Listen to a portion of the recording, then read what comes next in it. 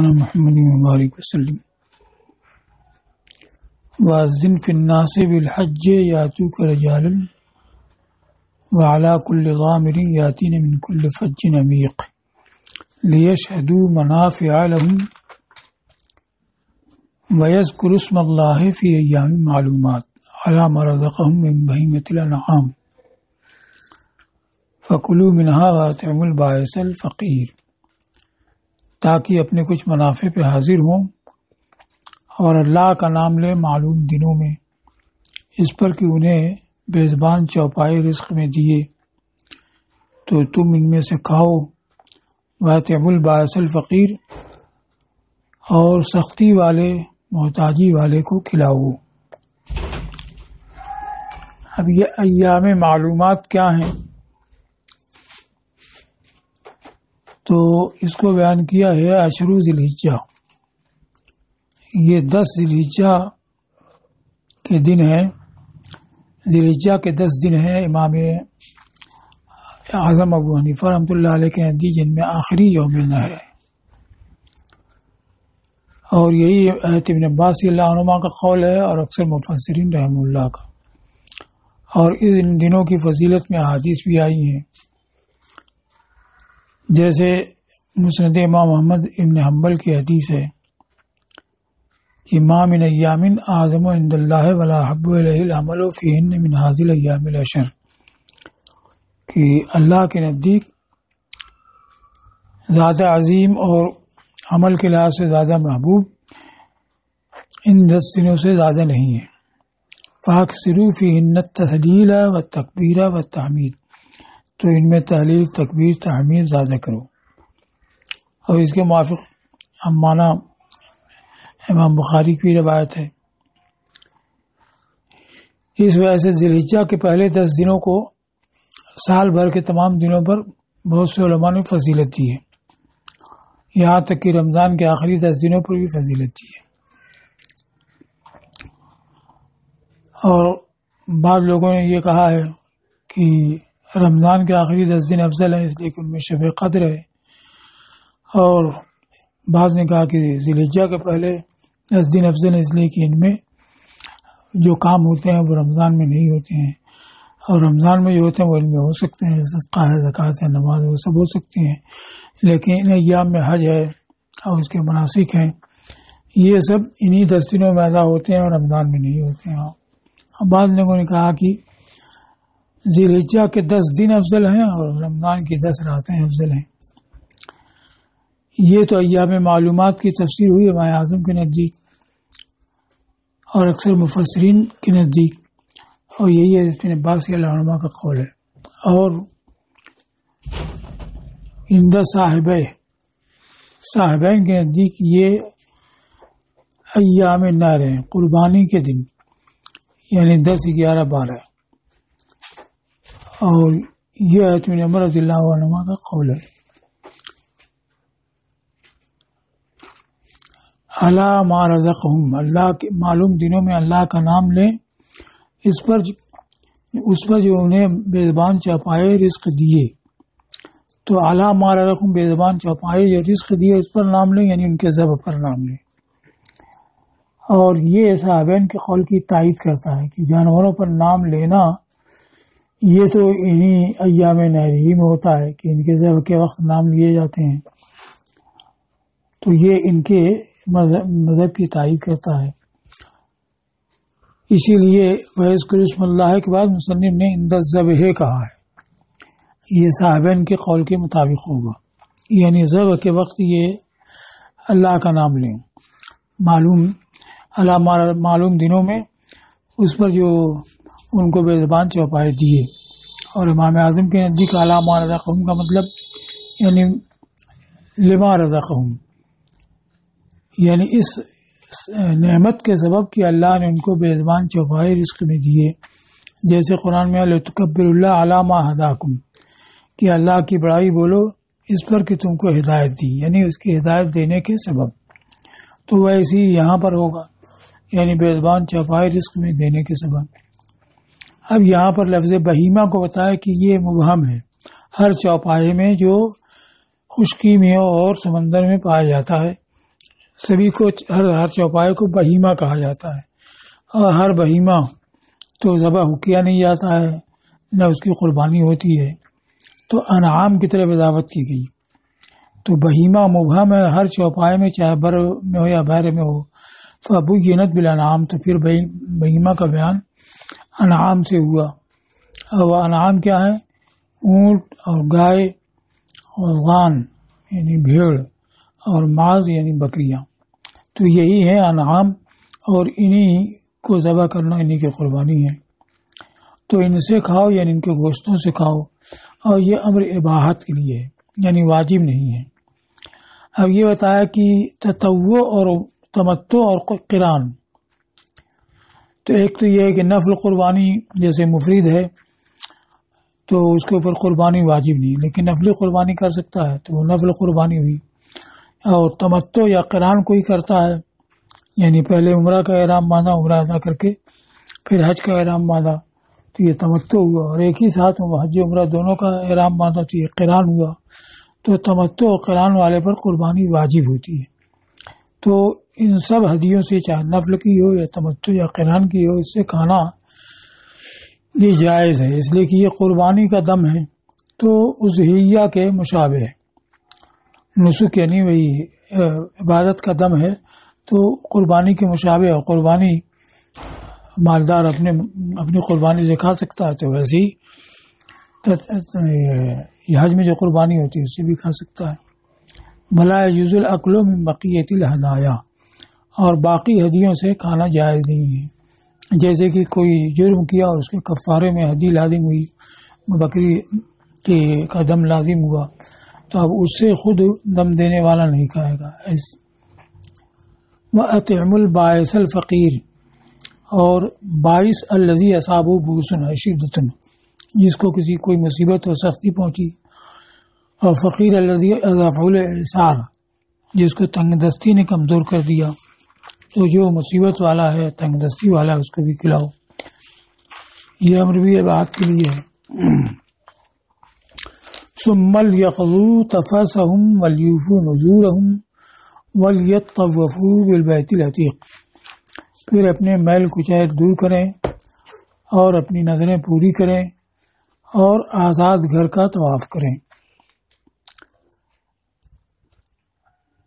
ثم لیقضوا تفثهم، اس کی تفسیر کی ثم لیزیلوا عنہم ادرانہم، درن کی جمع ادران، درن کو میل، تو پھر اس سے اپنے میل کچیل دور کریں۔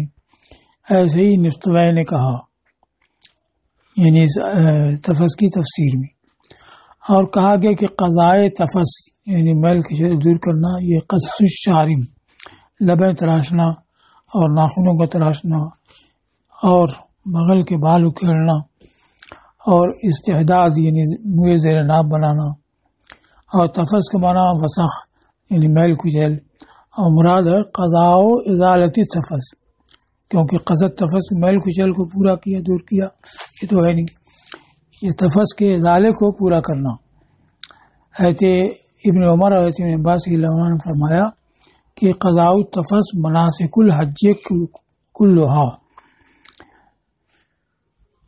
قضاء تفس تمام مناسک حج ہے، یعنی ان کو ادا کرو، اور انہی کو ادا کرنا گناہوں سے پاک ہونا ہے، تو گیا کہ یہی میل کچیل سے دور ہونا ہے۔ وَلْيُوفُوا نُذُورَهُمْ، اور اپنی نظریں پوری کریں۔ اب یہاں نظر سے کیا مراد ہے؟ تو اس کو کہا کہ حج کے واجبات، کہ حج میں جو چیزیں واجب ہیں ان کی بجاوری کریں۔ اب عرب اس کو محارہ بیان کیا ہے کہ نظر تو منت کو کہتے ہیں، جیسے کسی نے اپنے اوپر لازم کر دیا کہ اتنی نماز پڑھوں گا یا اتنا روزہ کروں گا رکھوں گا یا اتنا صدقہ دوں گا، تو اس کو کہا کہ عرب ہر اس شخص کے لیے کہتے ہیں جو اس سے باہر آ جائے، جو اس پر واجب ہے، وفا بنظر ہی، اگرچہ اس نے نظر نہ مانی ہو، تو جو کوئی اپنا واجب ادا کرے اس کے لیے وفا بنظر ہی بولتے ہیں۔ تو یہاں بھی وفا نظر کا مطلب ہوگا واجبات کو پورا کرنا، یا یہ ہے کہ نظر سے نظر ہی مراد ہو، نظر اصطلاحی، یعنی ما ینظرونہ من اعمال البر فی حجہم، نیکی کے اعمال جن کی وہ اپنے حج میں نظر مانے۔ اچھا، وَلْيُوفُوا میں قرات بیان کیا، وَلْيُوفُوا لام کے سکون اور فا کی تشدید کے ساتھ. یہ ابو بکر شعبہ کی قرات ہے جو امام عاصم سے راوی ہیں. ولیوفو ولیطوفو اور طواف کریں. تو اس طواف سے مراد ہے طواف زیارت جو حج کا رکن ہے اور اسی سے پورے طور سے حلال ہونا واقع ہوتا ہے کہ جب منا میں رمی کر لیتا ہے اس کے بعد پھر حلق کر لیتا ہے تو کچھ چیزیں حلال ہو جاتی ہیں کہ اب سلے ہوئے کپڑے پہن سکتا ہے اور بال تو ملا ہی لیا ہے، لیکن پورے طور سے حلال نہیں ہوتا ہے، یعنی بیوی سے قربت کرنا وغیرہ یہ حلال نہیں ہوتا ہے. اور جب طواف زیارت کر لیا تو ساری چیزیں حلال ہو جاتی ہیں. تو پوری طور سے حلال ہونا اسی سے واقع ہوتا ہے. اب یہاں قرات بیان کی ہے کہ تینوں لام ساکن ہیں ابن عیاش اور ابو عمرو کے علاوہ کے ہاں، یعنی ابن عیاش کے ہاں ساکن نہیں ہیں اور ابو عمرو کے ہاں ساکن نہیں ہیں اور باقی حضرات کے ہاں یہ تینوں لام ساکن ہیں. تینوں لام کیا؟ ثم الیقظو والیوفو والیطوفو، یہ تینوں ساکن. اور ابن عیاش کے ہاں اور ابو عمرو کے ہاں ساکن نہیں ہیں. اب اس میں یہ ہے کہ اوپر ابھی بیان کیا ولیوفو لام کے سکون اور تشدید کے ساتھ، تو یہ ابو بکر کی قرات ہے.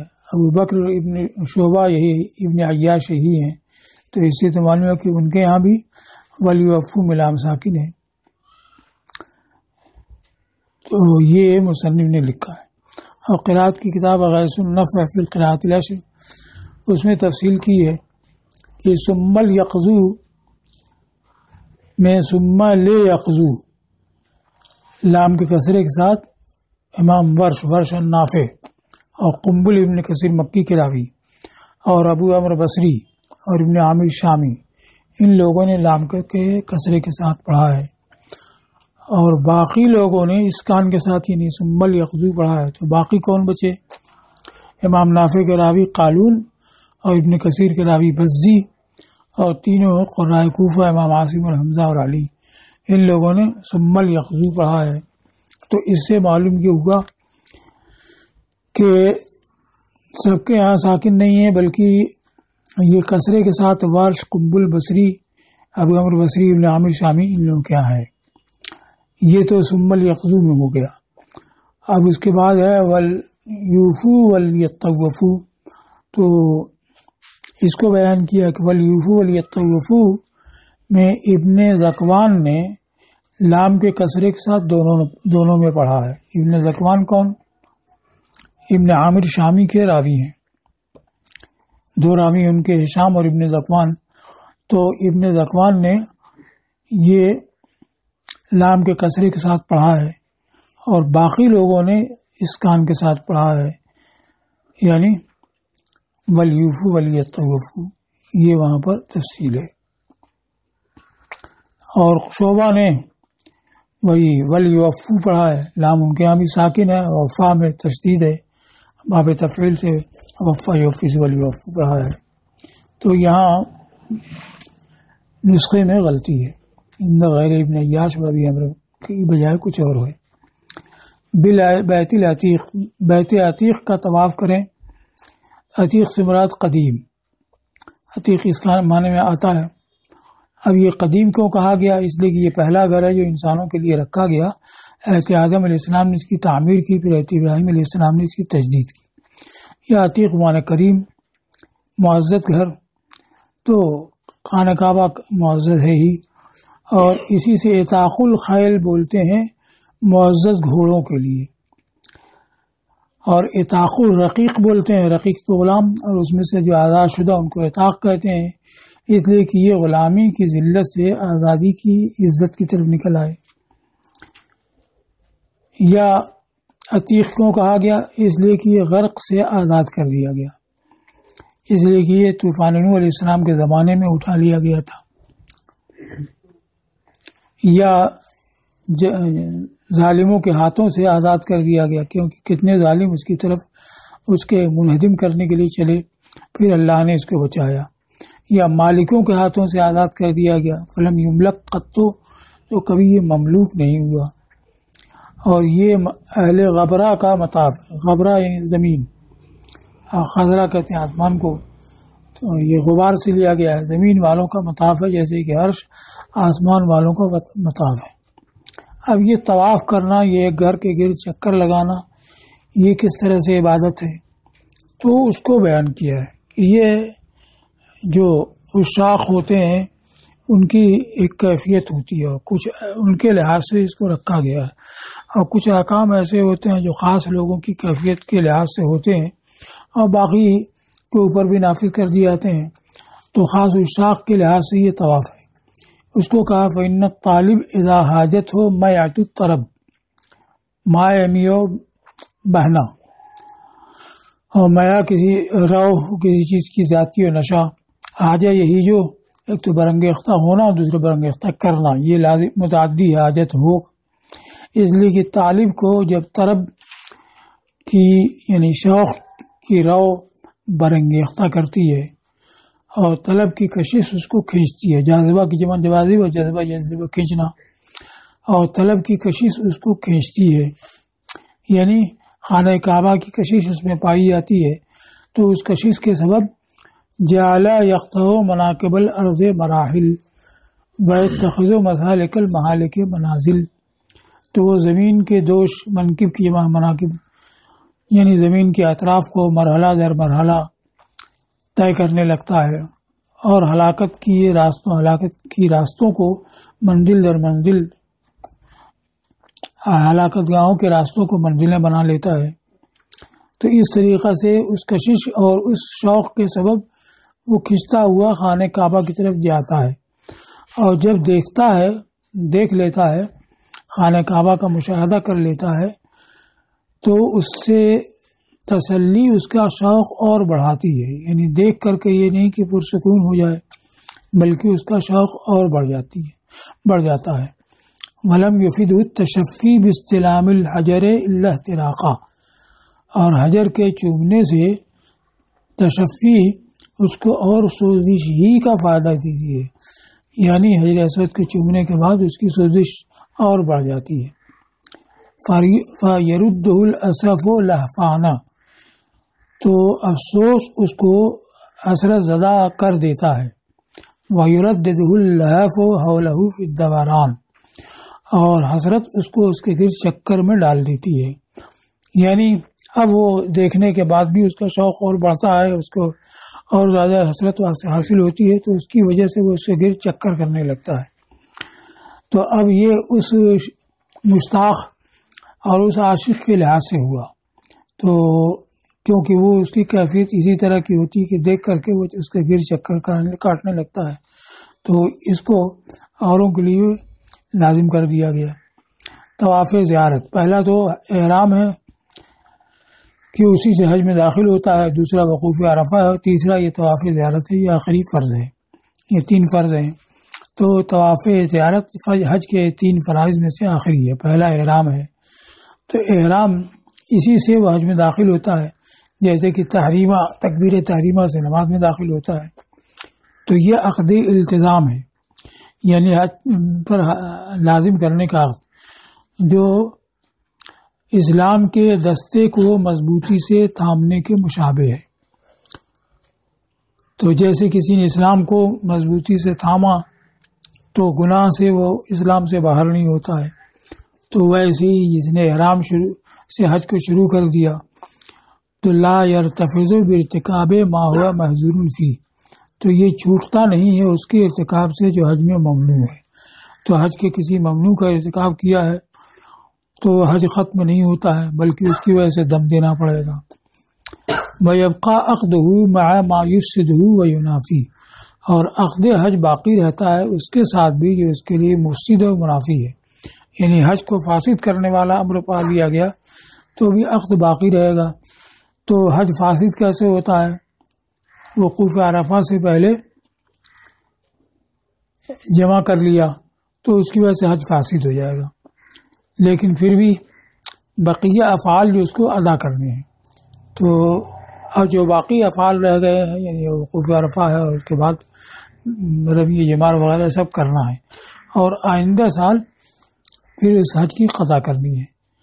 تو مفسد کے بعد بھی اس کا عقد باقی، مفسد اور منافی کے ساتھ بھی اس کا عقد باقی رہتا ہے، اسی لیے بقیہ افعال کو ادا کرے گا، پھر آئندہ قضا کرے گا۔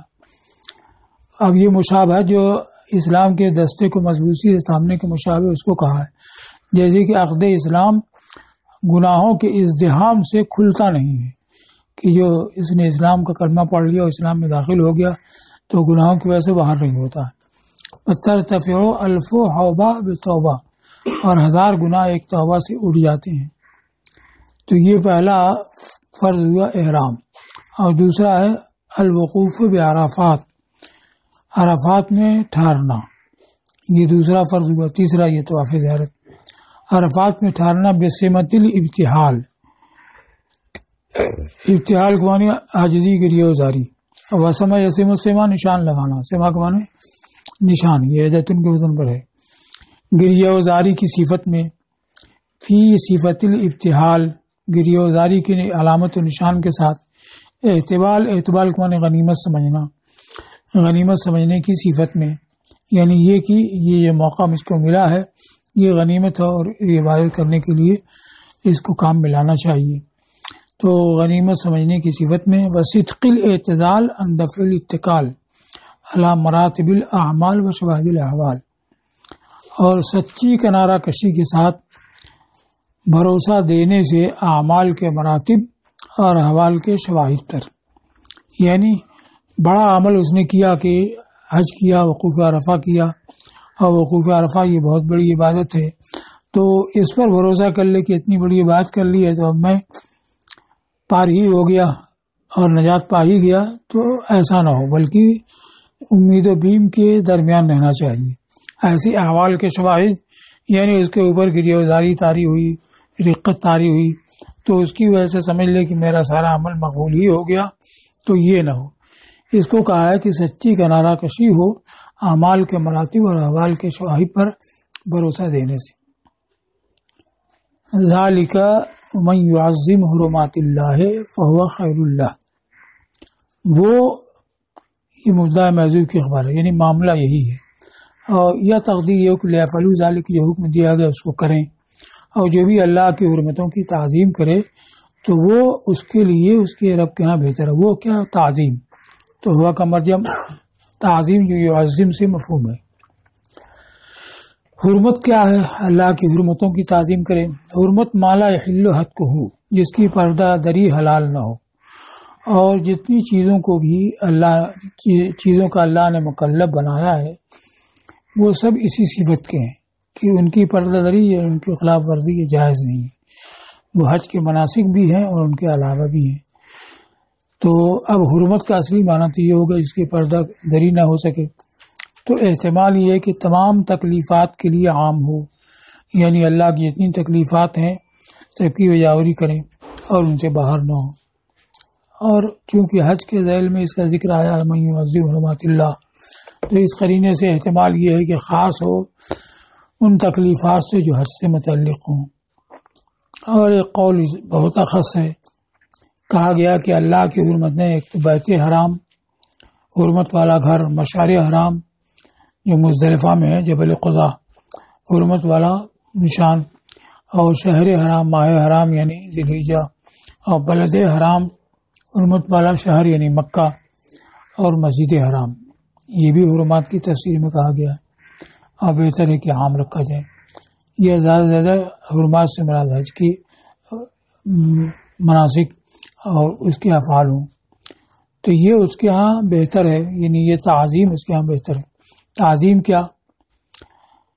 العلم بیانہ، اس بات کا یقین کہ یہ سب ایسے ہیں جن کی رعایت واجب ہے اور نگہداشت ضروری ہے۔ والقیام، تو ایک تو علم ہو، پھر اس کے بعد اس کی رعایت کو ادا کرنا، بجا لانا، تو دل میں یقین ہونا چاہیے کہ ان سب کی رعایت اور نگہداشت ضروری ہے، اور پھر نگہداشت کرنا بھی ہو۔